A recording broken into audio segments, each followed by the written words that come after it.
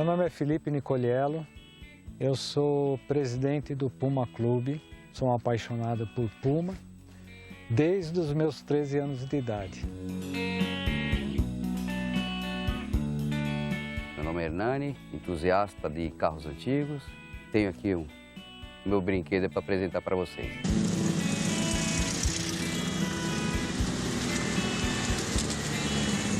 Meu nome é Sérgio Campos, tem alguns carros antigos, né, brasileiros, todos esportivos e todos da década de 60 até o início dos anos 70, que é o período que eu me recordo da minha infância, que eu tenho essa recordação afetiva, né?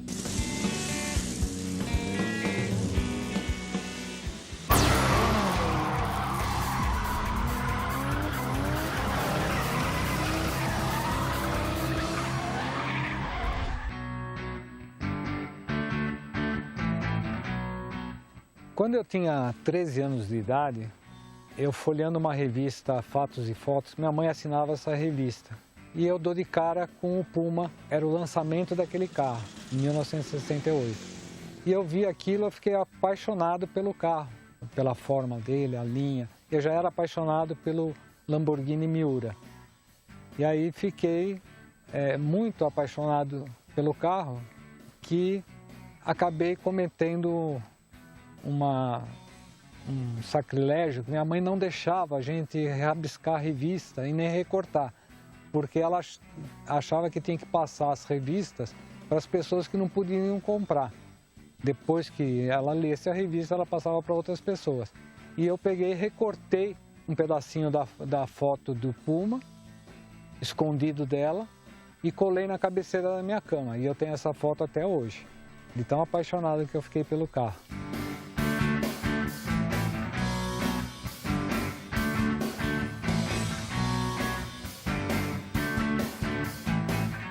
Eu tinha muito desejo de ter um Puma e esse eu aguardei 6 anos para comprar, né? Fiquei na fila para adquirir. Esse carro já estava parado há 12 anos. O ano dele é 1970, o modelo é um Puma GT Tubarão e o motor é 1600 com dupla carburação. Ele é rápido, eu já corri com ele até 160, mas com dor no coração, eu não gosto de judiar dele.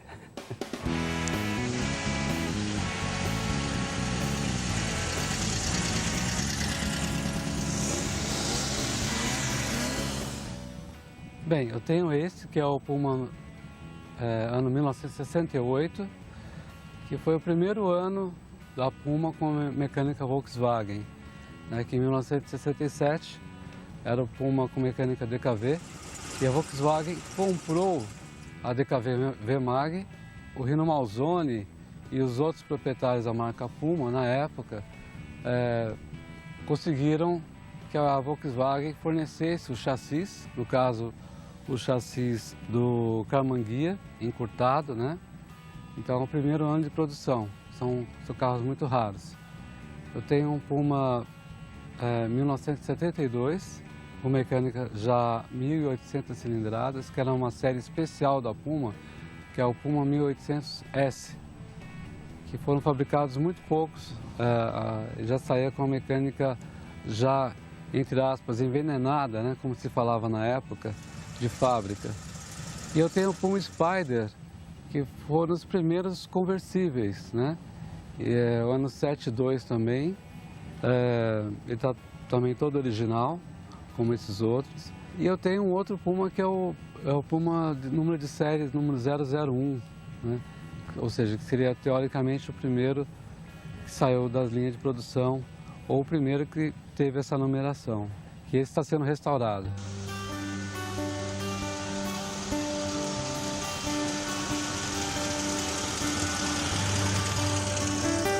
Como o Puma sempre foi um dos carros mais caros do Brasil, não era para qualquer um que poderia ter. E o meu primeiro eu só consegui só em 2004, que é esse carro aqui. Comprei ele em 2004, fiz a restauração em 72 dias e já fui direto para o evento em Águas de Lindóia, no qual ele foi premiado depois da restauração. Basicamente eu só restaurei. Fiz uma pintura nova, foi trocado todos os parafusos, a parte mecânica foi toda trocada por novas, os componentes novos, os mesmos, mas com componentes novos, para o carro ficar em perfeito estado como era quando saiu 0 km. E na época eu não tinha condição de ter um Puma 0 km, mas eu tinha um vizinho que ele deu, o pai dos meninos deu um Puma para cada filho, 0 km, em 1974. E aí um era bege alabastro, essa cor, com as rodas Cruz de Malta, que esse era um opcional do carro. Ele não vinha com essas rodas, ele vinha com uma roda estrela, mas opcionalmente você pagava mais, você podia ter essas rodas. Então um dos filhos escolheu o bege alabastro com essas rodas. E o outro era um verde escuro com as rodas estrela, as rodas normais. E eu tinha uma Brasília. Tá certo que a minha Brasília tinha roda de Puma, volante de Puma, a minha Brasília era um Puma, mas era uma Brasília. E eu sempre olhava, sempre com aquela coisa, olhava o Puma do vizinho, sempre olhando na porta, eles lavando. E o desejo sempre foi grande. E depois, anos depois, eu vou comprar um carro, em 2004, que eu já conhecia, porque eu sou o segundo dono desse carro. Esse carro era de um médico e ele era dele desde zero e eu conhecia, porque ele frequentava o mesmo hall de amigos nossos. E eu conheci esse carro desde quando ele comprou. E aí, em 2004, eu comprei o carro, que estava parado há 10 anos, restaurei, e aí estou com ele até hoje.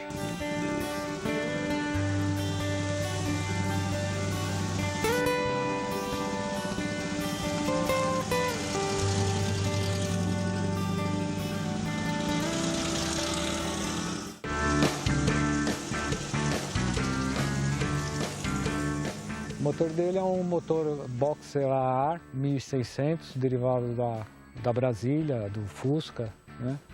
Inclusive a mecânica dele, a plataforma, é uma mecânica econômica e na época foi a melhor opção porque o motor Boxer AR podia ser mexido. Então a própria Puma ela oferecia variações do motor, ela oferecia kits para apimentar o motor, a gente chamava envenenar, né? Você punha veneno no seu motor e deixava ele mais potente. Então, dos 70 HP originais, ele podia passar para 90 até 110 HPs. E ele de 1.600 ele podia chegar até 2.100. Tudo isso fornecido pela Puma. A Puma fornecia o kit que você podia instalar no seu carro ou solicitar pela fábrica. Então era um motor fácil de mexer, era um motor que era bom para preparação. E o Puma, como ele nasceu nas pistas, a origem dele foi as corridas, é um carro esporte, tanto que em 1971, 72, só o Puma ganhava as competições de corridas em Interlagos. Todas as corridas era o Puma, sempre tinha um Puma na frente.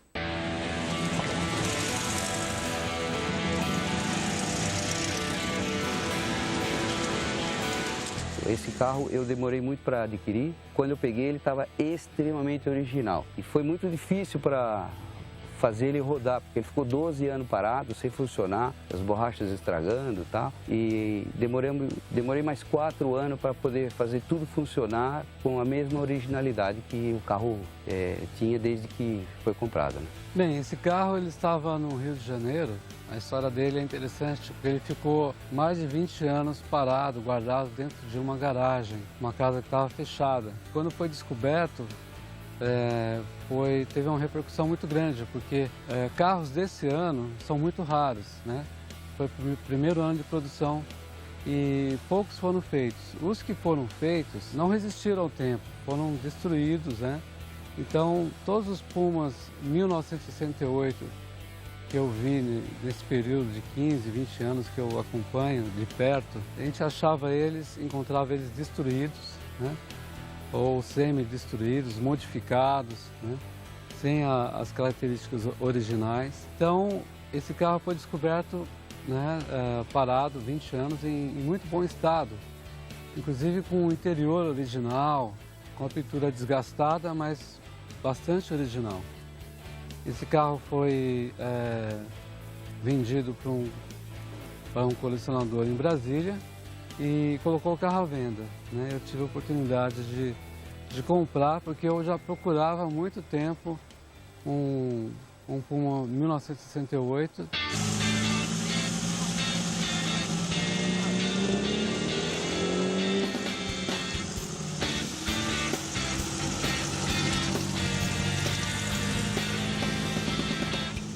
Cuidado com o Puma é com qualquer carro antigo, né? Você não pode simplesmente guardar, tem que usá-lo pelo menos uma vez a cada 15 dias. O carro precisa funcionar, ele precisa rodar, todos os componentes do carro precisam funcionar para que quando você precise dele, realmente ele esteja à sua disposição. Tudo que é máquina tem que funcionar. Máquina não foi feita para ficar parada, então ela tem que movimentar.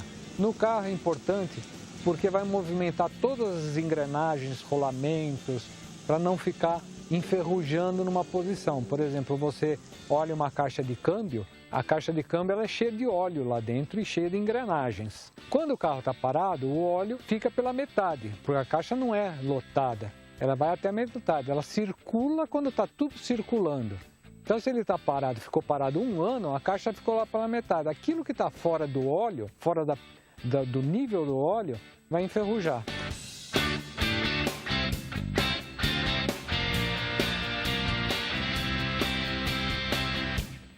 A melhor coisa que se faz com um carro antigo é andar com ele, né?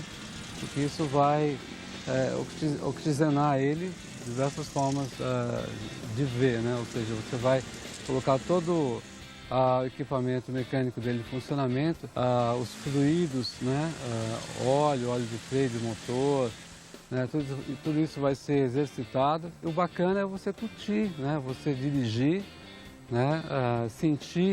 Procurar sentir, é transportado no tempo, né? Você se sente como se estivesse naquela época dirigindo um carro, né? Há 50 anos atrás, né? Aquele barulhinho do motor, as reações do carro e compartilhar isso com as pessoas, é isso que é bacana. Então você está dirigindo na rua e você vê o sorriso das pessoas quando olha para o carro, né? Isso é bacana.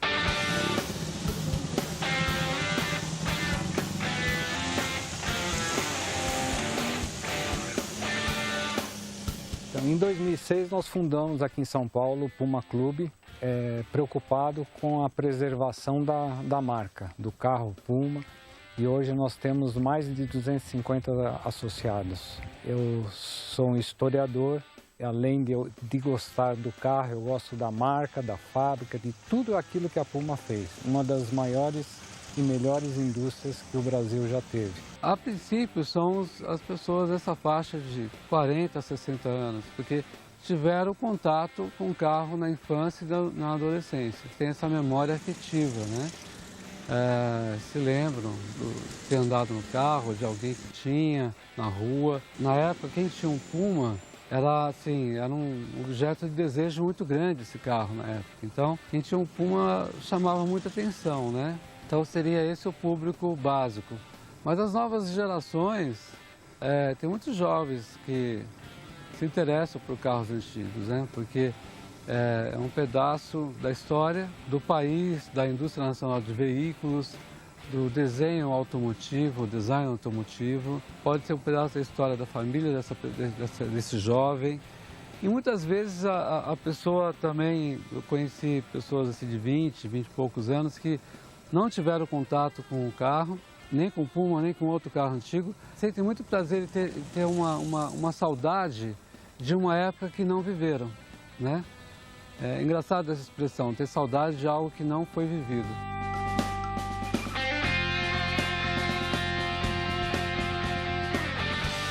Então, nesse evento que eu fui com o meu carro, em 2004, em Lindóia, eu estava afastado do meio de carro antigo há mais de 10 anos. Eu fui, mas eu fiquei muito chateado porque eu ouvia muita besteira de todos os lados, as pessoas falando da Puma, da fábrica, dos carros e dos modelos, da originalidade dos carros. Tudo errado. Primeiro, falando coisas erradas, que aquilo era original e na verdade não era. Ou falando mal da Puma, considerando a Puma como uma fabriqueta de fundo de quintal, coisa que não era. A Puma era uma indústria, ela tinha linha de montagem. E aí eu comecei a entrar em fóruns na internet a partir daí e comecei a conversar com as pessoas e falar o que eu sabia de Puma. E como todo lugar que alguém chega falando, desconfiavam. Aí, para tudo que eu falava, eu tinha uma prova, porque eu sempre guardei eu tenho coleções de revistas, tenho recortes, tenho muito material. E para tudo que eu falava, eu punha uma prova da época. E aí começaram a dar mais confiança naquilo que eu falava. Há pouco tempo eu estava sendo um consultor. O que era original, o que não era original? E às vezes eu respondia a mesma pergunta 20, 30 vezes. Era sempre a mesma coisa. Então eu resolvi montar o blog, porque eu falei, já fica lá a publicação, a pessoa entra, consulta e fica sabendo.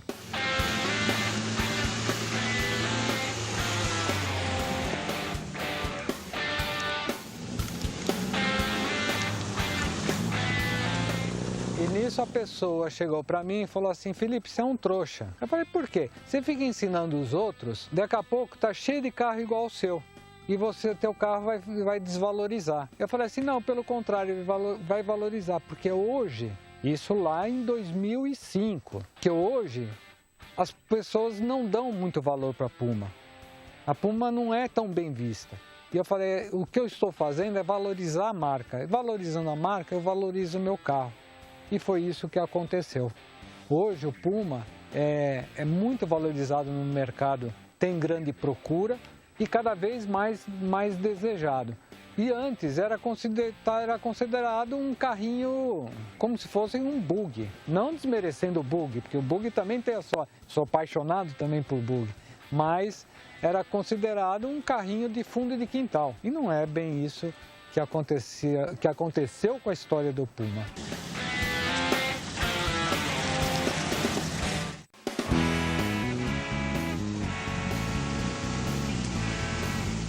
Na verdade, eu tenho dois blogs.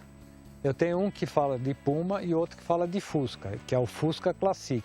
O que eu dou mais ênfase é o de Puma, porque justamente é onde existia a falha, onde existia a falta da pessoa que soubesse a respeito do assunto. De Fusca está cheio de gente que sabe. Puma nasceu aqui. Nós é que exportamos a história. E aqui mesmo as pessoas não sabiam nem contar a história direito do Puma. Então é nessa falha que eu quis corrigir, porque daqui a pouco os alemães estariam contando a história melhor que a gente. Isso não é possível, eu não aceito uma coisa dessa, porque eu acho que esse carro é nosso. A gente tem que contar a história para eles. Eles contam a história do carro deles. Mas eles são tão apaixonados pelo Puma que o Puma ia acabar virando alemão.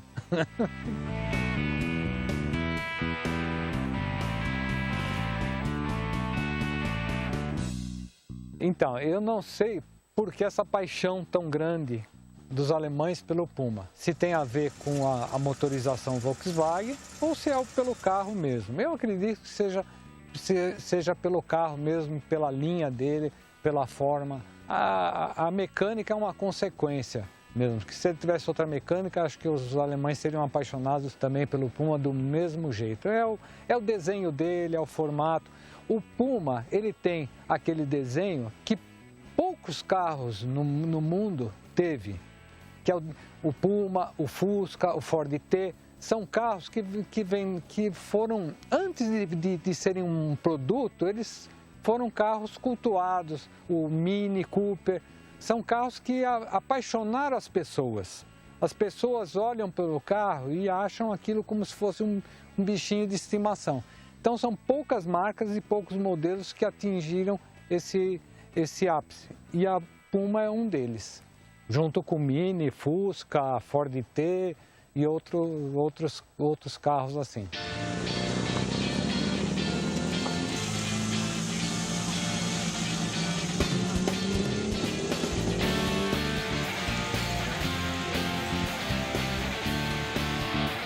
Não existe especificamente nenhum dos Pumas que eu tenho, em que eu tenho uma preferência especial. No caso desse, pelo fato de ele ser do primeiro ano com mecânica Volkswagen, né, e ter uma história tão rica, né, que foi justamente essa transição do Puma com mecânica DKV, né, o Puma GT 1967 para o Puma GT 1968, né, com mecânica Volkswagen, foi uma história muito rica, né, de muito trabalho, muita dedicação do Rino Malzone, né, que foi o projetista, né, Anísio Campos, que ajudou ele, que era um piloto da época, e toda a equipe da Puma. Então é uma história assim, é uma epopeia praticamente. Então eu tenho uma admiração pelo período, pelo contexto, né, em que ele foi criado. Muita garra, muita dedicação das pessoas que estavam envolvidas. Nesse sentido, ele tem a minha preferência.